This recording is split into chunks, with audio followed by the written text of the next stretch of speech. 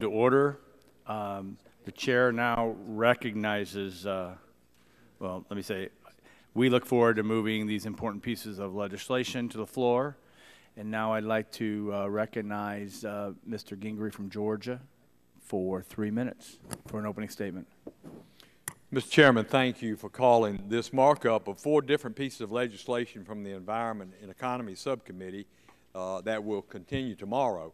First and foremost, I would like to commend both you and Subcommittee Chairman Shimkus for your continued commitment to regular order. Since each of these bills that we will be considering during this markup was subject to that process, there's one major theme among all 4 pieces of legislation. With each of these bills, we are taking an important step to restore the balance of responsibility between the states and the federal government when it comes to environmental regulations. We will provide experts within the states with more flexibility to implement federal law and make them more active participants within this process. Mr. Chairman, I think there is no better example of this than has been exhibited through the consideration of H.R. 2218, the Coal Residuals Reuse and Management Act of 2013. This bipartisan legislation, authored by my colleague from the Environment and Energy Subcommittee, Mr. McKinley of West Virginia, saves jobs. At a time when our unemployment rate is still 7.5%, we need to implement common sense policies to prevent job losses. Unfortunately, the EPA's proposed rule to regulate coal ash as a hazardous waste could potentially jeopardize between 184,000 and 316,000 jobs, according to a June 2011 Veritas Economic Consultant study. H.R. 2218 is a solution that continues to allow for the safe regulation of coal ash without adding these needless burdens on overstretched state budgets. Mr. Chairman, under the efforts from you and Chairman Shimkus, Mr. McKinley, we almost were able to find the balance needed for this legislation to pass the Senate in the 112th Congress. But despite this work, time ran out last year. It's my hope that this legislation will finally make its way to the President's desk during this Congress, and I stand committed to working with members on both sides of the aisle to make this a reality. I am also very supportive of the other bills that will assist in modernizing important environmental laws that elevate the role of states. I believe that the 2-part hearing held by E&E Subcommittee before Memorial Day provided us with further information on the merits of updating these laws through the REDO Act, the Federal State Partnership for Environmental Protection Act, and the Federal Facility Accountability Act. Mr. Chairman, Mr. Shimkus, I urge my colleagues to support each of these bills, and I yield back the balance of my time. Gentleman yields back his time. Chair now recognizes ranking member of the full committee, Mr. Waxman, for 5 minutes. Thank you very much, Mr. Chairman. Today, the committee once again turns its attention to the issue of coal ash disposal. The committee has been working on this issue for almost 4 years now, but today's markup will not bring us any closer to resolution. The legislation we are considering today is based on the proposal that 90% of Democrats opposed when it was considered on the House floor in September of last year. It's based on the proposal that has been exhaustively analyzed by the Congressional Research Service and found severely wanting. And it's based on the same language that has failed to get sufficient support in the U.S. Senate. This bill would abandon the proven models of environmental protection and adopt an approach that we have every reason to believe would fail if enacted. This proposal will not ensure the safe disposal of coal ash, protect groundwater, or prevent dangerous air pollution, and it will not prevent another catastrophic failure like we saw in Kingston, Tennessee. The bill forwarded from the subcommittee includes a number of small changes from the original discussion draft. None of them were worked out in an open or bipartisan way. Some have little substantive effect, some represent modest improvements, and some make the proposal even more problematic. Today, Representative Tonko and I released a new analysis of the revised legislation by the Congressional Research Service. CRS has confirmed our concerns about this revised bill. H.R. 2218 deviates from other federal laws in the following serious ways. It fails to contain any minimum federal requirement to protect health and the environment. It fails to establish minimum national safeguards. It fails to establish federal backstop authority, and it fails to define which facilities the bill covers. I continue to oppose this legislation, and I believe there is simply not the support for this proposal to become law. We will also consider the so-called REDO Act, which would likely moot pending lawsuits brought by the environmental community and the coal ash recycling industry. The chairman has said it isn't the majority's intention to eliminate these lawsuits, and yet that is what the bill would clearly accomplish. Mooting those lawsuits will likely slow down EPA's actions on coal ash, continuing unsafe coal ash disposal, and continuing the regulatory uncertainty that has impacted the beneficial reuse industry. The committee is also considering two other bills affecting the Superfund program. These bills are not based on a clear oversight record, and we are still lacking basic information about whether the bills are needed and what they would accomplish. Just this week, my staff and Chairman Upton's staff met with the Department of Defense and the Department of Justice on the Federal Facility Accountability Act. Amazingly, even though the bill imposes new obligations on the Defense Department, the majority had never consulted with them during the development of this legislation. The effect of the bill, according to the department lawyers, would be to disrupt the national priority scheme in which the most contaminated federal sites are cleaned up first, increased litigation, delay cleanups, waste limited resources, and expose federal employees to criminal penalties for doing their jobs. Both agencies offered to work with this committee on legislation if we can identify the objectives we're trying to achieve.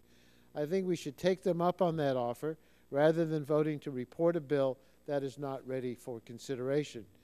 Today's bills are not ready to be considered and are not likely to be enacted, and I encourage all members to oppose them in their current form, and I urge the chairman to consider a more bipartisan approach for future legislation. And with that, Mr. Chairman, I yield back the balance of my time. Gentleman yields back his time. The chair now turns to the majority side who seeks recognition. Gentleman from Ohio is recognized for 3 minutes. Thank you, Mr. Chairman. The Federal Facility Accountability Act of 2013 is common sense legislation that updates CERCLA to ensure that federal facilities are held to the same level of accountability as private facilities. During our previous legislative hearings, a number of states and state organizations indicated problems associated with federal facilities skirting CERCLA cleanup responsibilities and arguing that they do not have to fully comply with state cleanup laws. Since those hearings and the introduction of this legislation, I have heard from a number of entities expressing their support. Most recently, I've heard from the state of Alaska's Department of Environmental Conservation Contaminated Sites Program. Because 69% of the land in Alaska is federally owned, local authorities have extensive experience dealing with multiple federal agencies using their CERCLA delegated authority. According to the program authorities, a recurring problem is when federal entities use sovereign immunity as a bar to limit or even refute state involvement and oversight of agency cleanups. In these instances, the federal agency is acting as a responsible party and the regulator, in which they get to determine which laws apply, how safe the remedy needs to be, and then also how they pay the bill. Further, there is inconsistency in how some federal agencies apply their CERCLA authority. The Federal Facilities Accountability Act addresses these concerns and existing ambiguity by ensuring current and formerly owned federal facilities will have to comply with the same state requirements as a private entity doing cleanup under CERCLA, and specifically identifies the types of state procedural and substantive requirements that are applicable to the federal government. Some of these most pressing environmental problems exist at current and former federal facilities, and states have come a long way in developing strong regulatory programs to protect public health, safety, and the environment. It makes sense for federal agencies to comply with the state environmental laws and to clean up contamination at federal facilities to the same standards as everyone else. With strong independent state enforcement authority, the environmental performance of federal agencies will undoubtedly improve. This has been evident with updates to the waiver of sovereign immunity in both the Solid Waste Disposal Act and the Clean Air Act, and I support extending this update to CERCLA. Thank you very much, Mr. Chairman, and I yield back the balance of my time. Gentleman yields back his time. Chair now recognizes Chairman Emeritus of the full committee, Mr. Dingell, for 3 minutes. Mr. Chairman, I thank you for your courtesy, and I want to express to you my personal good wishes, and I want you to understand that what I say here is said with both affection and respect. I can't understand why this committee is so reluctant to consider this legislation carefully and to improve it where it can be done and to be more responsible in the conduct of its business. We're engaged in an exercise which is a complete waste of the time of the committee, and we were doing that earlier. Nothing has changed. One bill completely changes how the substance would be regulated, unlike any other within EPA's jurisdiction.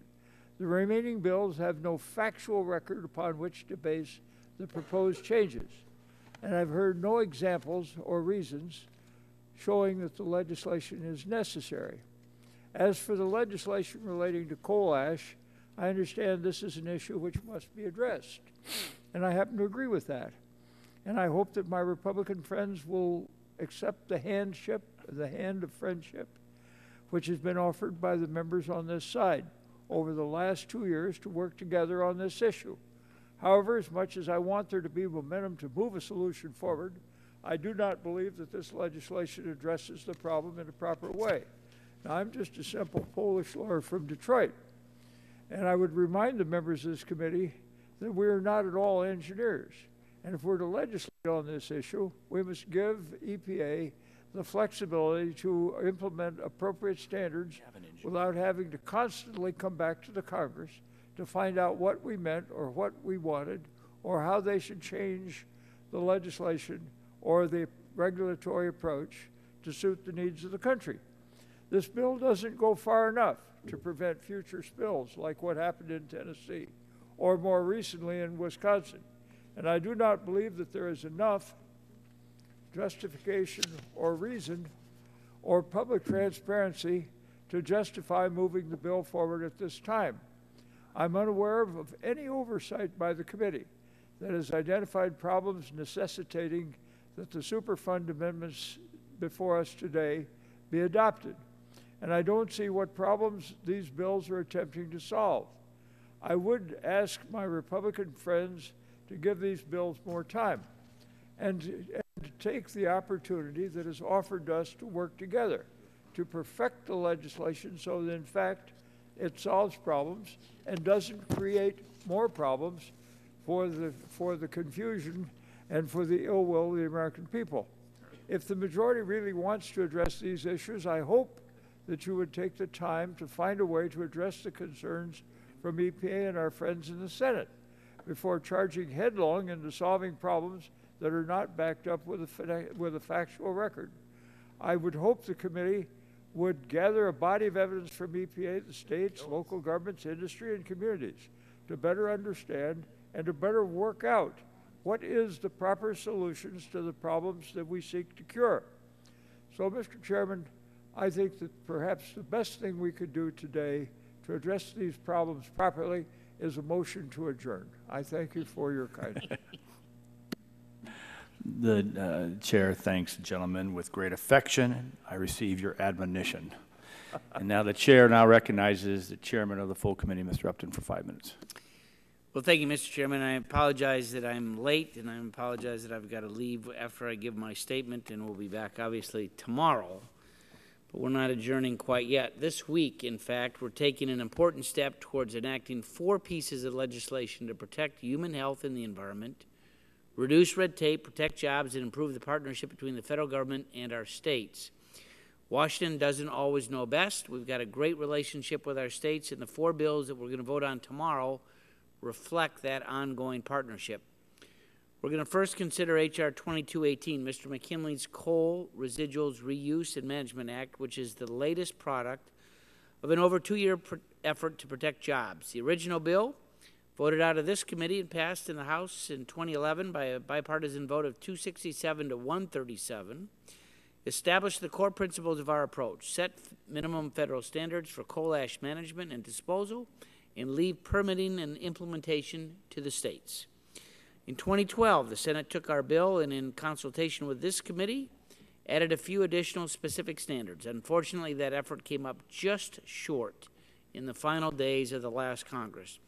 Undeterred, we built upon the progress of the last 2 years. We sat down with EPA this last spring to exchange perspectives on many of the details and ultimately incorporated some of their suggestions. And after 2.5 years, it's time to enact this bill to ensure the environmental and economic benefits of coal ash recycling can continue, jobs will be protected, and that we can be confident that when coal ash is not recycled, it is indeed properly managed. Second bill that we're going to consider is Mr. Gardner's Reducing Excessive Deadline Obligations Act, H.R. 2279, which makes two simple reforms to existing law. First, takes EPA out from underneath an arbitrary and impractical deadline to review Solid Waste Disposal Act regs every 3 years, whether they need it or not. Instead, we instruct EPA to review them as appropriate. This will allow EPA, the states, and the regulated community to better focus their efforts on cleanup and waste management instead of rewriting regs. The bill also preserves state financial responsibility authority in the event that EPA issues its own regs for the first time.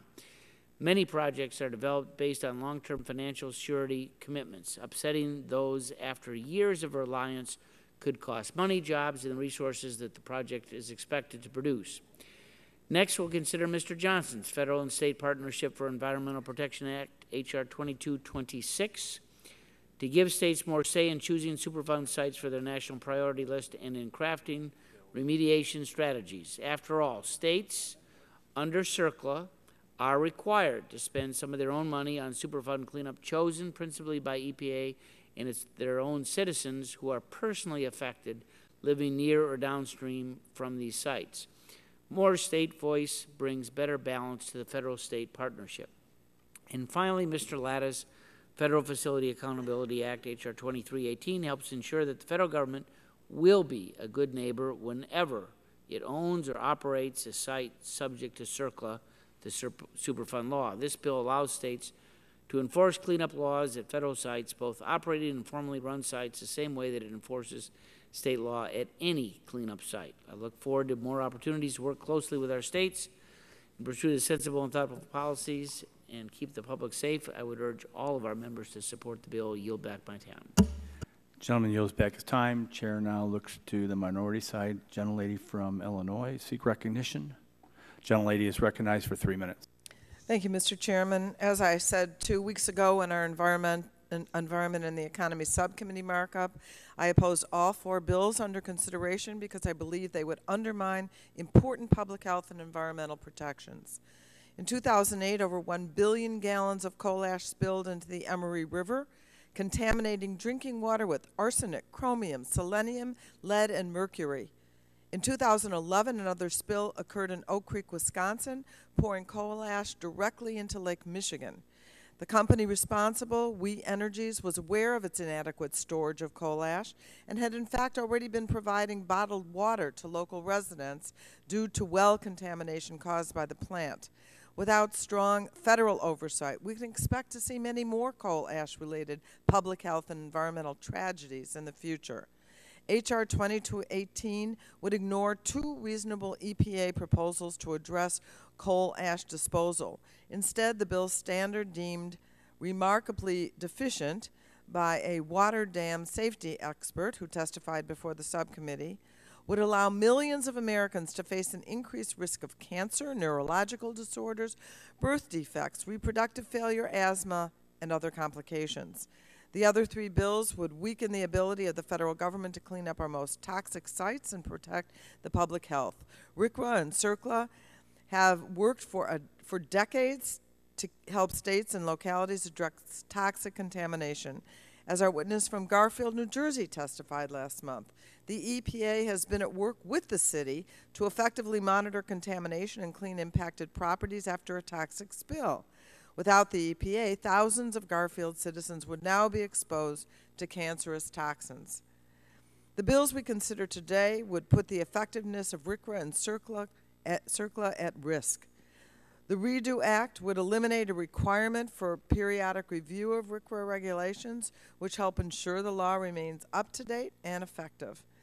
The Federal and State Partnership for Environmental Protection Act would allow lawsuits to delay cleanup of the most contaminated sites in the country, jeopardizing public health in the process. Instead of undermining RCRA and CERCLA, we should seek ways to maintain and strengthen them so that more communities can benefit from their protections. I urge my colleagues to join me in opposing all 4 bills, and I yield back. Generally, yield back your time. Chair now recognizes the gentleman from Mississippi, Mr. Harper, for 3 minutes. Thank you, Mr. Chairman. I appreciate the good work that this committee continues to do, including the legislative hearing and subcommittee markups that were recently held on the bills that we will soon mark up. 3 of these bills before us, H.R. 2279, 2226, and 2318, would reduce much of the uncertainty, redundancy, and waste associated with the EPA. I believe that the other bill, the Coal Residuals Reuse and Management Act, is of particular importance. My district relies on coal and coal ash for electricity and jobs that are important to families in my state. And in an effort to protect the interests of my constituents, I will continue to support this bill to prevent EPA from regulating coal ash as a hazardous material. And I urge all members to support these 4 bills. Thank you, Mr. Chairman, and I yield back. Gentleman yields back his time. Chair now looks to the minority side. Who seeks recognition? The gentleman from New York is recognized for 3 minutes. Thank you, Mr. Chair. The bills before us today have little to recommend them. H.R. 2226 on federal and state partnership does not address any identified problem with the Superfund program and does not appear to have any outside advocates. H.R. 2318, the Federal Facility Accountability Act, has possibilities, but according to the Department of Justice, it contains provisions that would create serious problems for our federal employees. If we move this legislation forward without addressing these provisions, the bill is unlikely to move beyond the committee's consideration. I continue to oppose H.R. 2279. There is no justification for this legislation, and it would cut off the one avenue now available to communities seeking to reduce the risks resulting from poor management of coal ash. H.R. 2218, the Coal Ash Recycling and Oversight Act, is a centerpiece of this markup. Many provisions of this bill are unnecessary, and others are designed to prevent EPA from setting national standards to ensure the safe operation and structural integrity of coal ash disposal facilities. States have the authority to establish regulations for coal ash disposal facilities today. H.R. 2218 restates that fact, but this provides no assurance that long-standing problems with these facilities would indeed be addressed. The states have had decades to demonstrate that no federal role for EPA is necessary. The system of state-based regulation of coal ash has not worked. State-based regulation of these facilities has failed to protect air and water quality, drinking water sources, and whole communities. It is long past time for EPA to set a federal standard that resolves uncertainty with respect to coal ash reuse and provides assurances to the public that coal ash disposal is being managed in a safe and responsible manner. I stated earlier in this process about our willingness to work together to develop legislation that could be supported broadly by the members of this committee, a broad coalition of interest groups, and that could become law. H.R. 2218 is not such a bill. Finally, I regret that we are rushing to take up H.R. 2318. With some additional time to resolve the issues identified by the Department of Justice in H.R. 2318, we could support the bill. We would all like to see federal facilities cleaned up. It is disappointing that even where there is so much common ground, we could not take the time, very valuable time, required to work things out. With that, Mr. Chair, I yield back. Gentleman yields back his time. Chair now recognizes the gentleman from West Virginia, Mr. McKinley, for 3 minutes. Thank you, Mr. Chairman. 2 months ago, this committee held a hearing, and we listened we listened very carefully to the EPA and the other stakeholders regarding this crucial fly ash legislation. At the hearing, the EPA indicated that they would not oppose the draft legislation. Since that time, we've held additional meetings and discussions with the EPA and the Senate and the other stakeholders to further strengthen the legislation. The bill before us today shows we've developed a viable solution with strong bipartisan support. Let me show you what we're talking about here today. Fly ash, this is fly ash. This is a byproduct of burning coal. Just like when you burn a log in a fireplace, you get an ash. You burn coal, you get an ash. 140 million tons of that is created annually. 40% of it's recycled. The other 60% is sent to landfills. And given that there is apparently a budding consensus about the beneficial reuse of the 40% portion is recycled, the argument comes down now is how to handle and dispose of the remaining 60%, and importantly, how we protect the health and the safety for families living near these disposal sites. Thanks to the negotiations held with the states and the stakeholders, the bill before us today is an issue of fairness, a common sense solution. Recyclers will be able to continue their beneficial reuse of fly ash.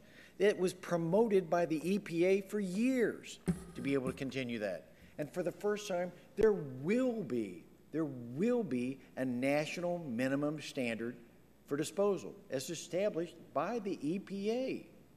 States will have primacy, but the EPA can step in at any time, if necessary, to make sure that it's complying with their requirements. It protects 316,000 jobs. It prevents electricity costs from increasing, but more importantly is it provides consistency in the regulatory process. Not very often you get a group working together, recyclers, labor unions, utility industry, co-operators, and environmental officials all in favor of this same piece of legislation. Without this bill, ash will continue to be disposed of in the standards that were set forth in the 50s and the 60s. The stigma imposed by extremists within the environmental movement will continue. Common sense and fairness should prevail on this issue. Working in a bipartisan fashion, we've made progress. After 32 years of uncertainty, it's time for action. We've passed this bipartisan legislation during the 112th Congress. Our neighbors deserve the protection for their health and their environment. We can do this with this legislation. It's finally possible. I encourage all my colleagues on the committee to support this bill. Thank you, Mr. Chairman, and I yield back my time. Gentleman yields back his time. Chair now recognizes the gentleman from North Carolina, Mr. Butterfield, for 3 minutes. Thank you very much, Mr. Chairman. Mr. Chairman, the environmentally safe reuse of elements from coal ash is important to many of our industries, including highway applications and concrete and wallboard. While I support state efforts and voluntary industry efforts to strengthen the safe handling of coal ash, I am terribly concerned that this proposed legislation could lead to a patchwork of state policies regulating coal ash and could eliminate any possibility of establishing minimum national standards for their handling. A 2008 breach of a coal ash surface impoundment pond in Kingston, Tennessee, damaged homes and property across 300 acres and is still being cleaned. The total cost of cleanup will be $1.2 billion. We can all agree that no one wants to have a catastrophe of that magnitude occur in their community. In part due to that tragedy, the EPA began to reinvestigate the regulation of coal combustion residuals. In 2010, EPA proposed different approaches to regulate CCRs under the Resource Conservation and Recovery Act. While I've heard from many constituents from eastern North Carolina about the advantages and disadvantages to both proposals by EPA, I appreciate the deliberate process EPA has undertaken to find a fair way to handle CCRs. H.R. 2218 fails to address issues important to my constituents throughout North Carolina. According to the 2007 census, North Carolina is the 9th highest producer of CCRs in the country. 70% of the impoundment areas for coal ash in my state are located in poverty-stricken areas. Many of those are minority communities who have limited health care options and rely solely on groundwater. It is critical to ensure coal ash ponds are not disproportionately present in those communities. We must also be certain that coal ash ponds found in those communities do not pose threats to public health. Mr. Chairman, we must continue to find ways where the local, state, and federal governments can work together to promote public health and safety. I applaud the voluntary efforts of industry to properly handle coal ash, but also recognize the need to have enforceable standards to ensure that coal ash does not cause contamination and does not threaten people's health. I look forward to discussing aspects related to coal ash handling and public health, as well as the 3 other bills that we will be marking up tomorrow. Thank you for the time, Mr. Chairman. I yield back. Gentleman yields back his time. The chair now recognizes the gentleman from Florida, Mr. Bilirakis, for 3 minutes. Thank you, Mr. Chairman. Appreciate it very much. I appreciate the hard work of Mr. McKinley and staff, how much hard work they put into H.R. 2218. This common sense legislation will ensure that coal combustion products are safely regulated by empowering the states to regulate it at a certain minimum standards without overwhelming the state budgets or customers' wallets. It also gives the EPA the authority to act to protect the public should a state fail to enforce the law. Finally, the bill will safeguard the recycling of coal combustion products. The EPA's pending rule has chilled their reuse. Coal combustion products has become a significant sector of the economy, providing jobs and environmental and safety benefits. The recycling of coal combustion products reduces greenhouse gas emissions, extends the life and durability of the nation's roads and bridges, and reduces the amount that must be disposed of in landfills or surface impoundments. This legislation will protect jobs and provide certainty to states, utilities, and businesses that use this product. I yield back the balance of my time. I urge members to support this important piece of legislation. Yield back. Thank you, Mr. Chairman. Gentleman yields back his time. Chair now recognizes the gentleman from Texas, Mr. Green, for 3 minutes. Thank you, Mr. Chairman, for holding the markup.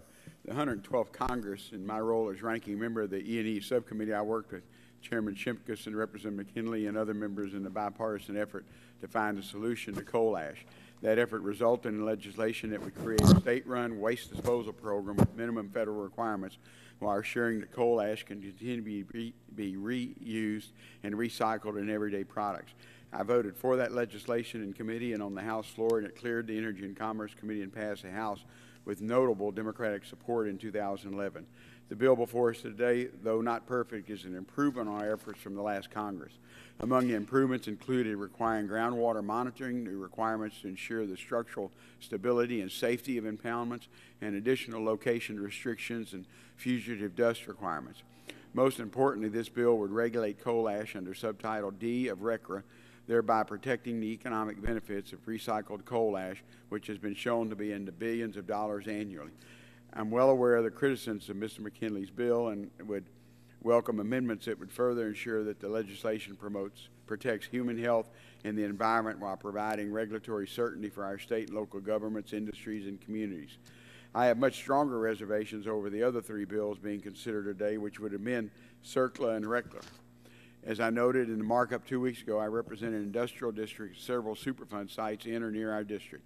This committee has responsibility to seriously examine how we can strengthen Superfund and assure that the necessary procedures and resources are in place for federal and state officials to clean up hazardous sites affecting our communities. I would welcome further hearings on CERCLA and RCRA and how we could work together toward improving these 2 important statutes. Thank you, Mr. Chairman. I yield back my time. Gentleman yields back his time. Chair now recognizes the gentleman from Louisiana, Mr. Scalise, for 3 minutes.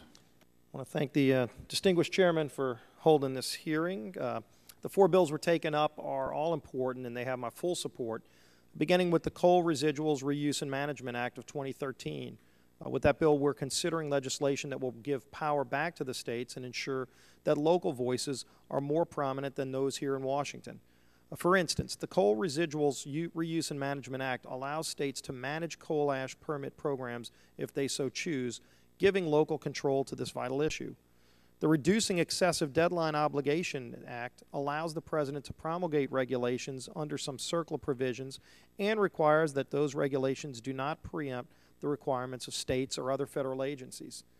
The other bills we have before us amend CERCLA to require consultation with affected states when remediation activities are taking place under the law and require the federal government to comply with state regulations relating to hazardous substances at facilities that are now or used to be owned or operated by the federal government.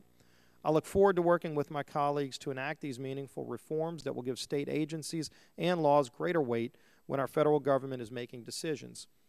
We've seen how radical regulations by the federal government has killed jobs in America, and the Obama administration seems to have no end to the additional roadblocks they will place on jobs just to appease their extremist friends.